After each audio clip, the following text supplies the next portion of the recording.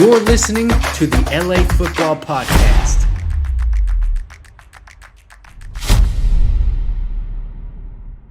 All right, Los Angeles, what's going on? Welcome back to the LA Football Show. This is your Chargers edition of the show right here on the Mightier 1090 ESPN Radio. Always on the LA Football Network, always brought to you by our friends at BetOnline. Head to betonline.ag today. Use our promo code BELIEVE. You get a 50% welcome bonus on your first deposit. I'm Ryan Dyer, joined as always by Jamal Madney. Excited to talk about this Chargers team that has climbed up to 6th in the playoff rankings. They are 8-6 overall. Justin Herbert's put on a masterful display. The defense has awoken. The sleeping giant is awake that we all had hoped to see from a Brandon Staley-led defense, and these last 2 weeks have shown just that. And now they get a Monday night date with the Nick Foles-led Indianapolis Colts, who just came off the biggest, the biggest come from behind loss against the Minnesota Vikings, losing a 33-point lead at half. So, a lot to get into. Jamal, my friend, how we doing? How we feeling about this Chargers team heading into this Monday night match after Christmas? Feeling great, Ryan. Great to be here. Happy holidays to you, of course. And so excited to be talking about the Chargers because they are now starting to become the team that you and I had predicted they would be way back in August. And we were waiting for this run, and we knew this run when they were 6-6, there was an opportunity here, those last 5 games, to potentially go 4-1, to potentially even go 5-0, build that requisite momentum, get a decent seed in the playoffs, and make all kinds of noise and havoc. And we're halfway there. And arguably, Ryan, in this 5-game stretch, they got through the first 2 toughest games in that stretch, win-win. And now there's a very credible, very probable chance that they could potentially run the table here, get to 11-6, and be in a position where this could even be a 4 seed or even a 3 seed, depending on how some teams do ahead of them. And now you're talking about really being in a position to succeed in the playoffs. So really excited to get into it. You know, last year, the Rams kind of carried the gauntlet for the NFL in LA in terms of their run to the Super Bowl. And this year, that baton has been passed to the Chargers. And the Chargers are the team that is the contender in LA this year. And really excited to see how this thing plays out.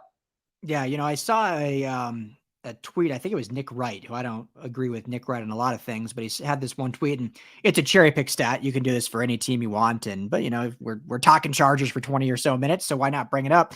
And he had said, you know, for all the, and I'm paraphrasing and adding to it, but you know, for all the talk about this team only having 1 win over a team with a winning record, which is absolutely true. We've talked about that too. Like, how have they truly been tested? But you look at their losses, and you know, 6 losses. 3 of those losses, though, are 2 to the Chiefs and 1 to the Niners by a combined 10 points between those. So they don't quite have the resume yet of like stacking up these great victories over winning teams, but they definitely have been battle tested and been, you know, battle driven in those losses, in playing Super Bowl contending teams in the Niners and Chiefs, taking them to the brink. Now it's about them getting over that hurdle, which they've done the last 2 weeks. So now we just need to see that consistency, which we talked about on the last episode. And that is what we hope can really spiral them into this playoff run as they're getting healthier. They're going to get most likely Bosa and Derwin back. There's an outside shot to get Rashawn Slater back, as crazy as that is to say. You know, the offensive skill positions are finally back intact. So they're peaking at the right time. We talked extensively about other examples of teams doing that in years past, getting healthy, getting comfortable with their systems at the right time, going on a run. You can even go all the way back to that, you know, Eli Manning-led New York Giants team that derailed arguably one of the best teams we've ever seen in the New England Patriots, and they end up beating them in the Super Bowl. So this team has that vibe right now of getting right and seeing those losses early on, even though they were close, they were still losses. Now we can see them flip that. And it starts Monday against the Colts team that, you know, a lot of people said this was a playoff contender. A lot of people thought that at the beginning of the year. I was one of them because of, you know, I loved Coach Frank Reich. I still like Coach Reich, but obviously they had injuries. They definitely missed on, you know, the Matt Ryan acquisition didn't really pan out. They've had some difficulties on defense. They've had some injuries at Jonathan Taylor. So a team that is definitely not where they wanted to be, but a team that, still don't really know how to predict with Jeff Saturday at coach. And a lot coming in. We saw last week 33-0, like, oh, wow, look at this offensive explosion, and then blow that to lose 39-36. So what's just your kind of initial thoughts on what this game can entail under the bright lights on Monday night? Ryan, I expect it to be very unpredictable because I think this is sort of the perfect storm of chaos in this game because you don't really know how the Colts are going to respond after that game, whether they're going to be just so furious and so excited to get back on the field and just undo the wrong as quickly as they possibly can, or are they just going to be very deflated? It's so hard to recover from a game like that in many ways when you're up 33-0. People wanted to shut it off, and just the manner in which they lost that game, Ryan, with just so many 3-and-outs, just giving the Vikings the ball back, poor execution, not being able to convert on certain fourth down situations to be able to put that game away. They had an opportunity to kick the field goal and make it a 2-possession game with less than 2 minutes to go. 4th and 1, they decide to go for it. They get stuffed, and that opened the door for the Vikings to go down, get the touchdown, get the 2, and win the game. So it was poor execution, poor coaching, not enough kind of talented big-time players making big-time plays in key situations. So you really wonder how they're going to respond. And then with the Chargers on the other side, you're waiting to see how they handle success. That's what I'm sort of looking for. The Chargers are great when not much is expected of them. That's why they do well in these Chiefs games and they do well in these Niners games. They're very good in that underdog role. Now they have some success. Now they've been able to put 2 wins together. They are the hunted in this game. The Colts are looking at them as and trying to knock them off. The Chargers are going to be very clearly the favorites in this game. Colts very clearly the underdog. How do they handle that level of success and being the hunted? Sometimes it takes teams a little while to shift into that mindset. And we've talked a lot about Justin Herbert's maturation and the necessary maturation of him as a leader. One of the dimensions of that maturation, Ryan, is how do you handle the bright lights and the pressure when you are expected to win? And so I think it's going to be really fascinating to see both of these teams handle these non-traditional roles that they have been in now and been thrust into for this particular game. So I'm expecting it to be compelling. I'm expecting it to be exciting, but I'm also expecting it to be very surprising. And one other part, Ryan, I just want to mention what you said earlier about the Nick Wright stat. And I agree with you that, Wright kind of cherry picks things. But there is also an opportunity in terms of the break in schedule here where they can string these wins together, because let's look at them playing the Chiefs in the playoffs potentially. How hard is it to beat a team 3 times in one season? We saw this last year with the Rams and the Niners. The Niners got the Rams both times in the regular season. They met in the playoffs, and the Rams got it when it counted. So the combination of momentum, the combination of the defense really starting to peak at the right time, Herbert being clutch in these terrific situations, but then also, look, it's hard to beat a team twice if they play the Niners down the line in the Super Bowl. It's really hard to beat a team 3 times if they play the Chiefs in the playoffs. So things are breaking really right for the Chargers, but I think it's very important that they look inward. They don't have to worry. They don't have to scoreboard watch.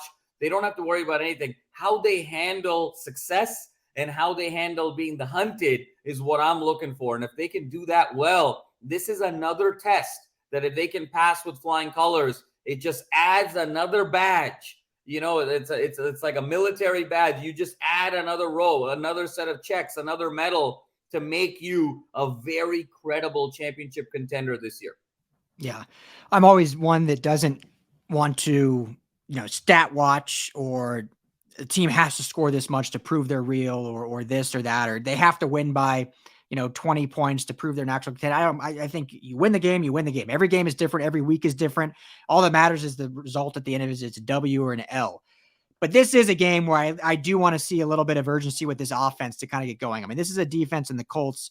They granted very different situation, but gave up 39 points in the second half plus an overtime with the field goal, but gave up 36 alone in the second half to a Minnesota Vikings team that is a very good offense, but Kirk Cousins is not Justin Herbert. I mean, the guy has the most comebacks, actually, most game-winning drives in the NFL this season, which I think many would be surprised to hear that.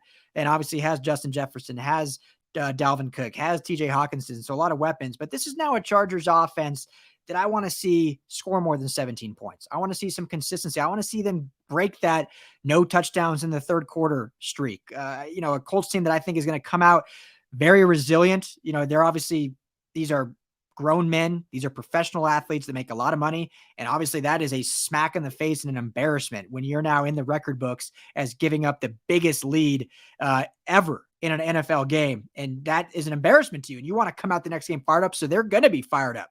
However, I think as long as the Chargers can kind of weather that storm in the first couple drives, there really should not be much of a competition here in terms of what the score and the outcome should be.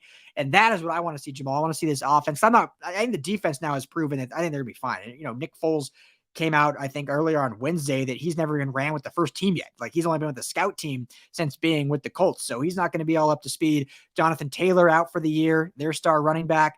I mean, so there's not a lot they're having to go up against defensively. So now it's on the offense that, okay, I want to see some things getting going. I want to see them stick to the running game like we've talked about. I want to see Isaiah Spiller get some more carries. Let's see Joshua Kelley take the lion's share. Let's see Austin Ekeler used a lot more in the passing game, but not necessarily needing 13, 14, 15 carries. He needs 14, 15, 17 touches, but those can come in the passing game. So I want to see some cleaning up there on the offense, and that is what I'm looking for. We talked about a lot, Jamal, with like kind of our USC segments when they were playing lesser opponents.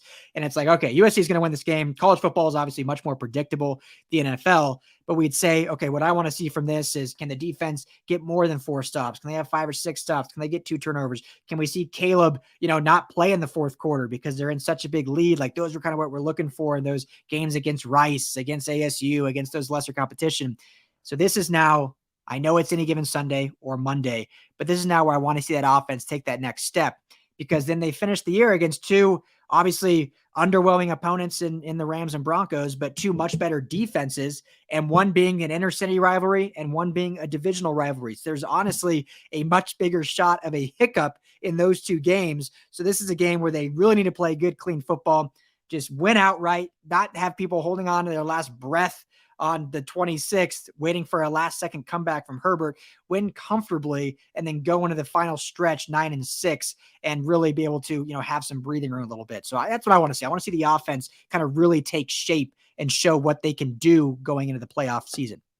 I think so, Ryan. I mean, I think that's very fair in terms of expectation and very reasonable. I want to counter a little bit. Not that I don't believe the Chargers can do that, and I think all else being equal, the Chargers should be able to put a score up in the mid to high 30s and really win this game pretty comfortably. Because if we dissect how the Colts even got the lead on the Vikings up 33-0 at the half, Ryan, a lot of that was defensive play that enabled short fields or just were defensive scores. I mean, they had multiple defensive touchdowns in that first half and a couple other turnovers that created some very short fields. So it wasn't like the Colts were marching the ball up and down on the Vikings. It was a weird set of events that led to this 33-0 lead. You mentioned now not having Jonathan Taylor, but where I have a little bit of skepticism, Ryan, going into this game is, I think Nick Foles is kind of a magic man, right? I mean, I think if anything, he has proven over the course of his career. Obviously, we know the incredible run that he had with Philly after the Carson Wentz injury. I actually think the combination of Saturday and Nick Foles not really having anything to lose is very similar to the dynamic that McVay and Baker Mayfield had 10 days ago against the Raiders. Yep. And I think that you kind of simplify the playbook. You let them just go out, have some fun, and play. And I think it's actually going to loosen them up a little bit. And I think it's going to be a little bit unorthodox in terms of kind of throwing the Chargers defense off a little bit. So, I think that's going to happen. B, we've been sort of wanting the Chargers to lay their emphasis, kind of impose their will on opponents. And I just don't think that's the identity of this team this year. I think this team is just a team that plays a lot of close games, and they're going to win a lot of close games. And so as a result of that, I think the Chargers are going to win. obviously, but I think this is going to be a much closer game than people realize. I actually think this is going to be a 27-20 kind of game. It's going to be a one-score game. I don't think it's going to come down to the final possession where Herbert's going to have to will them to victory or come up with some magical throws. I think the Chargers are going to be able to create some separation. I think it's going to be a one-score game. I think Foles is going to do some magical things. And I think Saturday is going to sort of unleash a little bit more of the playbook. They still have Pittman. They still have some guys on the outside that can do some things. And I think the Chargers are just used to playing in these tight, close games. I do agree. I want to see more of Ekeler and that Isaiah Spiller combination, emphasis on the run. But I think the Chargers are going to win. They're going to get to 9-6 ultimately. But I don't think we're going to see the masterpiece. I think it's going to be a little ugly, a little choppy at times. But that's kind of the 2022 Chargers, and I'm okay with that. I think it'll be 27-20 Chargers.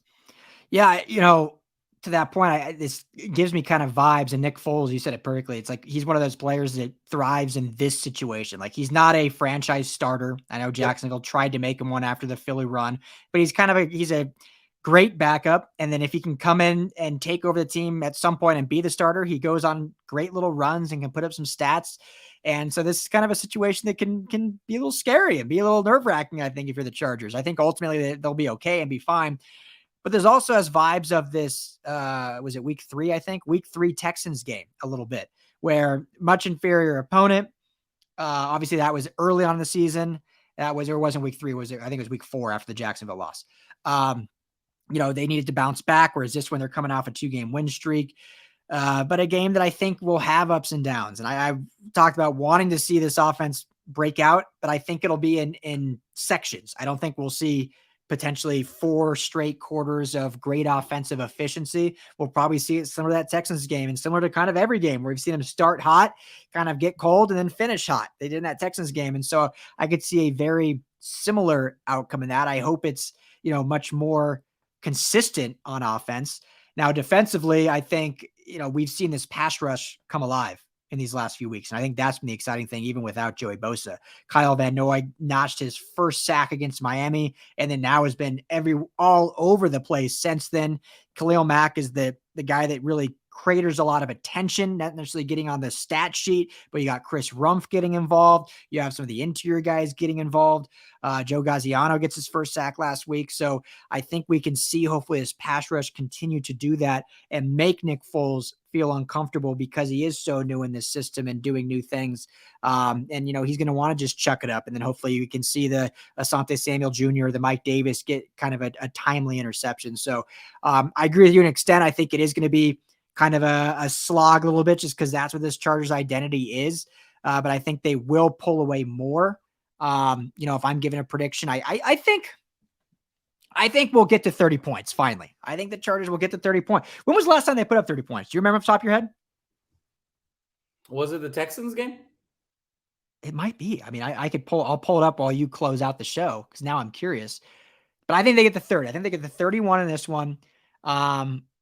I don't think it'll ever be like a 1-possession game. It might stay closer for a little while, but I think ultimately they'll hold the Colts to 14. So I guess that's kind of a blowout, I guess. I'll go 31-14.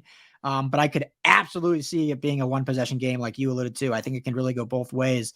I think I'm just hopeful that these 2 wins have done enough for this team, this belief, and then now just how healthy they are getting, they can really get in a rhythm offensively and ultimately be able to string together more than 3 drives ultimately, like we've seen the last couple of weeks. So hopefully we can see them getting the scoreboard more. Go ahead.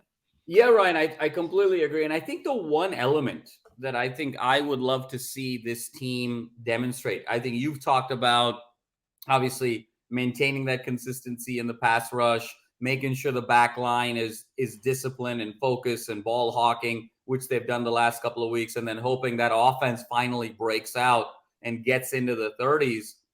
I actually think the one element that is still missing from this offense, and we've talked about this now for a couple of weeks, is there somebody elite in the backfield? Is Austin Ekeler capable of going on an elite stretch? While you're looking up the 30-point game, Ryan, when was the last time Ekeler went for 100? I mean, so, that's the other one for me. More than even the points, I think if I can see and Ekeler, or even in a surprise scenario, Spiller breaks some big runs. If I see a 100-yard rusher in this game, I think for me, that's going to elevate my confidence in the Chargers. I think the Chargers' confidence in themselves and opponents' sort of confidence in the Chargers being a real credible threat, because I still think they're a little limited on offense. It's a lot of throws vertically and a lot of stuff that's checked down. They don't do enough in the middle of the field because they're not able to, because they don't have that run game consistently in terms of yards per carry to be able to sort of load balance the field in an appropriate fashion. So for me, success, more than even the score, obviously they got to win and they will, is can somebody get to that century mark and really have a dominant individual rushing performance? Because I think that can take this team to the next level. So the Chargers have only had 2 30-point games this season, both coming back-to-back weeks against the Texans and the Browns. And Ekeler has only rushed over 100 yards one time, and that was that 173-yard performance against the Browns. So, yes, this would be a great opportunity for the offense to get over 30, for Ekeler to get over 100, and go into that New Year's Day game with the Rams on a high note offensively and defensively. So, either way, we both think they get the job done. That's all the time we have here on the LA Football Show Chargers Edition. Everyone have a very Merry Christmas. Happy holidays from everyone at the LA Football Network. Thank you so much for making us a part of your year, your season, your holiday get-togethers. And hopefully we'll talk to you all, or we will talk to you all at the turn of the new year. So everyone stay blessed. For Jamal Madden, I'm Ryan Dyrud. Talk to you all soon.